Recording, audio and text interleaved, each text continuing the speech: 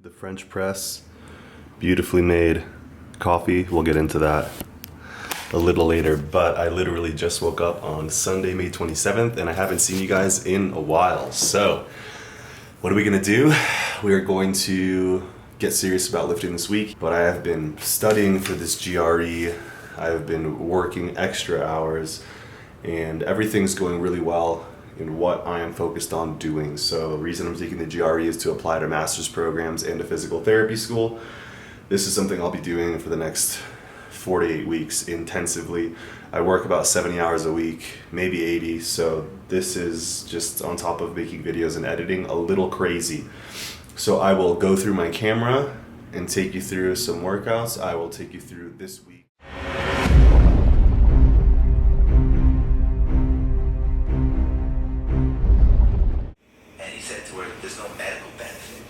What your husband signed up for.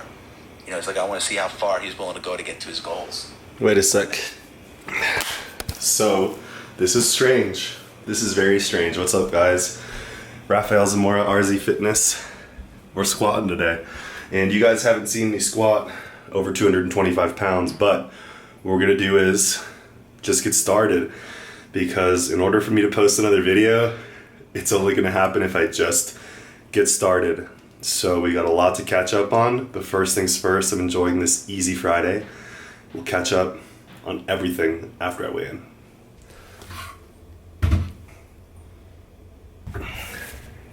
So I just want to first off thank everyone who's reached out to me, told me they missed the videos. I honestly didn't really lose my video mojo per se.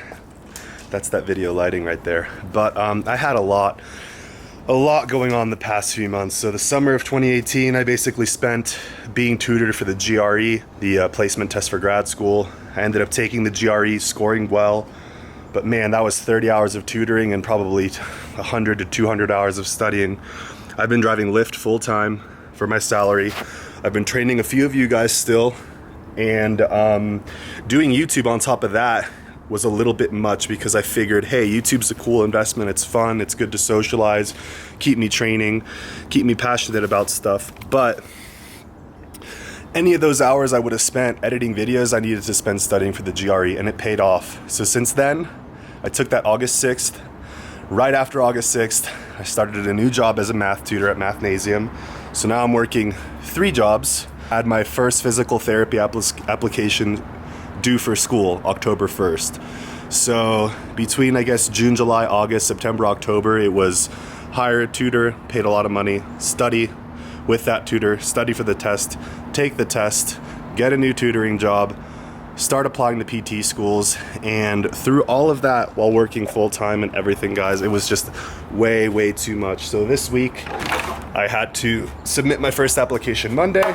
So I figured there's no way I'm gonna hit my lift bonuses. So what we did in the meantime was get a new windshield from Safelite, get some brand new OEM original equipment tires, and another funny thing that happened while you guys were gone is Subaru went ahead and damaged my car in multiple, literally endless locations here. So Subaru sent me a nice $3,500 check for that. And like I said, guys, life has been crazy out here, but it's finally fall. We're enjoying some sun, some beautiful scenery, and I think I'm starting to miss YouTube.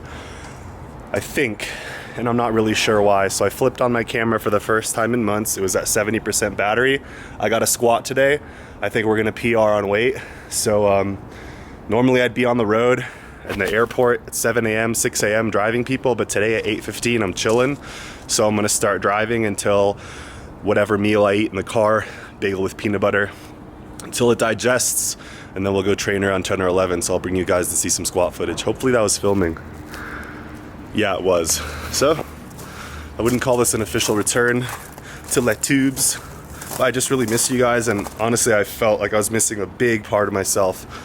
Missing some confidence that I get from just turning on this camera and being like, hey, there's a bunch of people out there that like to hear what I have to say, and if they were in front of me, we'd probably all be boys. So miss you guys. Hit me up. Let's drive and squat. All right, guys, so here we are at the gym for a squat day, and yeah, not really sure where this video is going, but I just was driving around for a little bit and thinking about how much I miss YouTube. And it kind of reminds me the way Brandon Campbell does it, and the way some other YouTubers do it with an infrequent upload frequency. They just kind of do it, I think, because they get actual pleasure and value out of doing it. And it's not the money, it's not the, well, I guess money is really the only tangible value one would see from this, but just interacting with you guys, keeping myself accountable, keeping myself just doing things that are going to produce positive content, having a vehicle or an avenue where I'm not obligated, but I'm with my own free will, wanting to produce something decent, keeps me on track and it keeps me focused. So I'm going to go in there, mobilize, not really stretch, just get into a deep squat, get into a hip flexor stretch on one knee, move around a little bit, pop my ass out, downward dog, that type of bullshit, and we're gonna go squat. So I will bring you guys in, we're gonna find somewhere to squat, be discreet with the camera because I'm not about that filming life anymore. It's crazy, guys, crazy. But we're gonna take down about 80 megs of caffeine. That's it. Still got my C4 from, I think, the last time I was making YouTube videos. So if you guys are going through pre-workouts, you fallen into a scam, you're getting completely gypped, and pre-workouts actually hurt you in the long run. So what I do is half a scoop of a week pre-workout. That way I avoid overstimulating myself, I avoid overreaching, overtraining, I avoid hurting my heart, I avoid possibly spiking my blood sugar, all these things that we know stimulants do that are not good. So in that case, we'll drink it anyways and then go squat. Alright guys, so we're back again. I know it's been a very, very long time, but my roommate's doing a couple things, so if you hear noises, just bear with me. But it's been a squat day, and this has been my typical squat day for the past, I don't know, all year. You guys remember I started with 135 on the bar. Now, if you've been following me for a long time, which I'm sure you have if you're watching this video, you know on this channel we train for strength, we train for longevity, we train to stay injury-free, and to be as strong as possible. And when you do those things for 5+ years, you'll be bigger than any person doing any other program, because 9 times out of 10 they'll burn out, get tired of it, not get results, get tendonitis, tear muscle, or injure themselves in a different way, usually joint problems. And on top of that, you can't progressively overload if you're not doing compound movements. It's just not possible. Not when compared to compound movements. So I'm just showing you guys every single set that I did. I did a little bit of mobility, which after the leg workout, you guys can see my stretching routine. I'm so happy I finally have it on video to send to my clients, because the few of you guys that I'm coaching now, it's tough to describe how to stretch, but you can watch now. So when I go into the gym, I take a survey of my body from basically my belly button down, including my lower vertebrae. And I think about what feels tight. Normally when I get on the ground, downward dog, stretch my hips, squat, get on my toes, things start to feel pretty good. So I took the barbell out, did a few reps, took 95 pounds out, did a few reps, 135, 185. And at this point, I'm only doing triples. So there's no sense for me to do 135 10 times. In fact, there's no sense to warm up whatsoever. The entire purpose of warming up is so that you can squat heavy.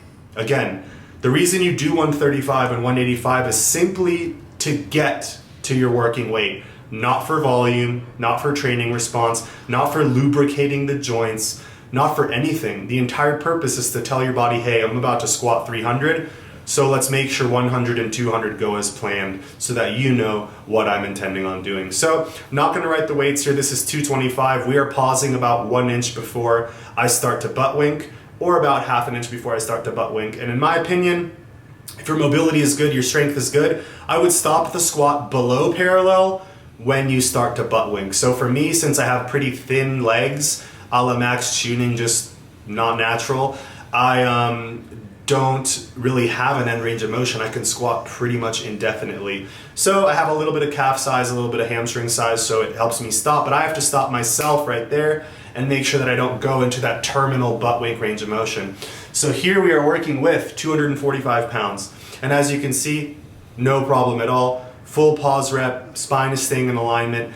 Hips are coming down into the heels, not super far behind me. As you can see, my gooch is pretty much in line with the back of my shoe, and that's what you want. So after 245, I believe, actually that was 235 pounds, this is 245 pounds. But point being, you can't tell if I'm squatting 185 or 245 because it's the same exercise. If you have to change the range of motion, the execution, the speed from your warm-ups to your working weights, it's too heavy for a working weight. Okay? So if 60% of your max looks like A, 70% of your max looks like B, and then 85% of your max looks like C, and that's way off your form, that's too heavy and your max probably isn't as good as you think, sorry to tell you. So the official 255 squats, just absolute butter, no knee pain, no foot pain. I broke my foot about 4 months ago. No anything pain, no lower back pump, no pain, absolute muscle stimulation in and out of the gym, getting stronger. And whether I'm getting bigger or smaller because of my diet or exogenous things is irrelevant. I'm able to maintain my strength and my performance, and we know that those strength, muscle tissue, performance basically increase in a linear fashion, specifically when you're not a noob in the gym, and I'm not. So back to the hack squats after. The reason I'm doing hack squats is basically just to train myself to go down controlled. I do not promote slow negatives. I do not promote force reps, negative training, anything. But based on your body mechanics, based on your injuries and your goals, if you have a lower back problem, you shouldn't be bouncing out of the hole. You should say, hey, let me relearn how to slowly go down, load my quads, use my hamstrings and glutes to initiate the movement. So this right here, it's a plate and 225, so it's 2 plates and some change. The whole idea here is to just train myself to squat using my quads, to stop myself using my quads, and then to initiate from the glutes, hamstrings, and quads as a whole. So without a bar on my back and holding my breath and thinking I might die if I groove my rep, it's so much easier to train that motor control on the hack squat. Does it carry over to the squat? Not sure. Do I feel like I'm getting more quad work and more motor control in the movement without taxing my spine? Yes, I do. So with that said, training principles have remained the same. And really, guys, if you don't go into your training with these things in mind, you're just exercising, you're just exercise masturbating, you are just spinning your wheels, you're playing leapfrog and grab ass. There's a difference between exercising and training, okay? I recently started rock climbing. I don't go to the gym and exercise my hands and expect to get better at rock climbing. I go train. I train the routes, I train the grips, I train the holds, I train my fear of heights. That's training. I don't just get grippers and grip and climb stuff and pretend like I'm getting better. So don't go to the gym just grabbing things and squeezing things and flexing things. Go to the gym to perform if your goal is to change how you look. If you want to look the same and be below average or average, which in reality looks below average, then exercise and you might be healthy and you might maintain an average look. But if you're interested in progress, you have to train, and it's that simple. And the best movements to train are compound movements. And the best way to do them is as often as possible. And the best weight to use is as heavy as you can with good form. And that will take you years to understand. But it's better to start now, and now you can watch me lift and kind of figure it out yourself. So basically, I'd say 75% of the workout was squats and hacks. And then I did a few sets of calves and hamstring curls. I actually did 2 sets of curls. And that's it, guys. Super simple. I would throw in my leg posing clip from my iPhone, and then you guys can check out the stretching.